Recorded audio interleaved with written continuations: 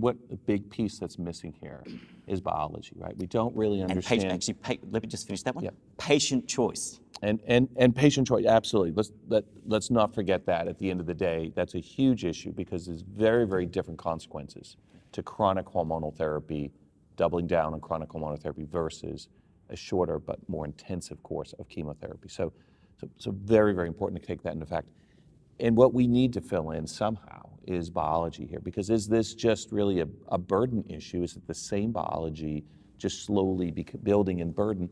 Or are we seeing really different biology in these patients that present de novo with high volume versus these patients that slowly build up to that point? As you said, there's more of a continuum for some of these ones, and other ones really seem to be biologically very different. But we have Stampede, abiraterone, and docetaxel, led by the Stampede team, but Gert Attard is front and center.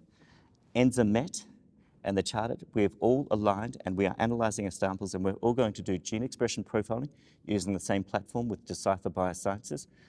And they've kicked in, and they're doing it with some in-kind support as a team sport.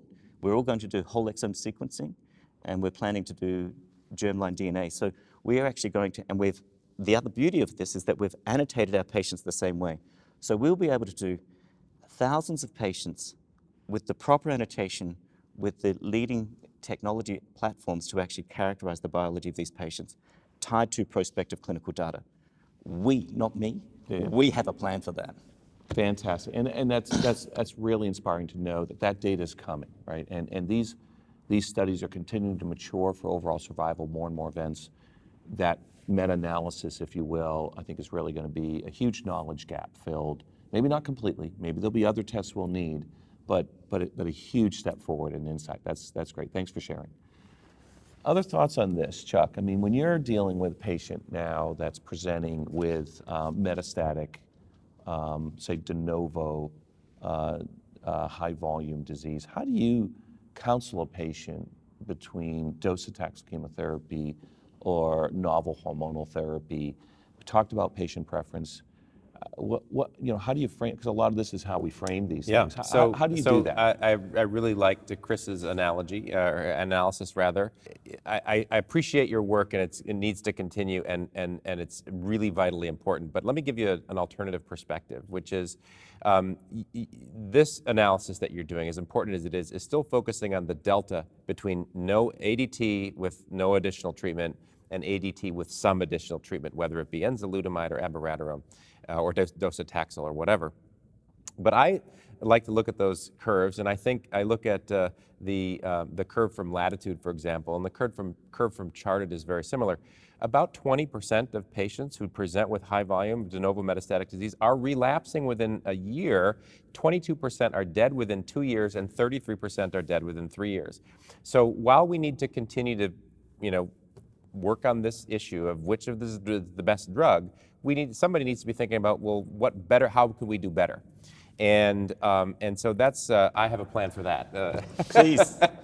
So I think that this is an area where we need to integrate some novel therapies, right? And some other approaches. And so at my center and through our Prostate Cancer Consortium in the United States, we're actually testing a combination with platinum and taxane in the high volume setting, because what we're hypothesizing is that some patients have occult, if you will, small cell or neuroendocrine, and that those are the situations where the relapse is coming from.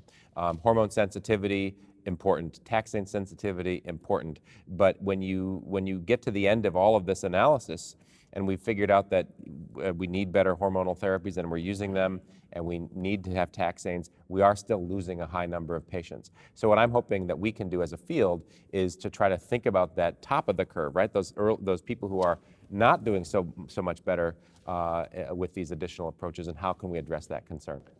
I think that's brilliant. It brings up some studies now that I think are complete. We're waiting for the rollout.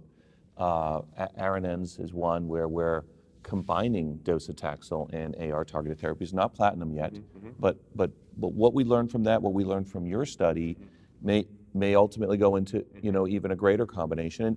And again, you're not going to do this in everybody, but in the patients, like you said, that we know as best we can know, from our prognostic factors, that they are at risk for falling in that top of the curve early death from disease. These are the patients we can justify these greater and greater combination approaches.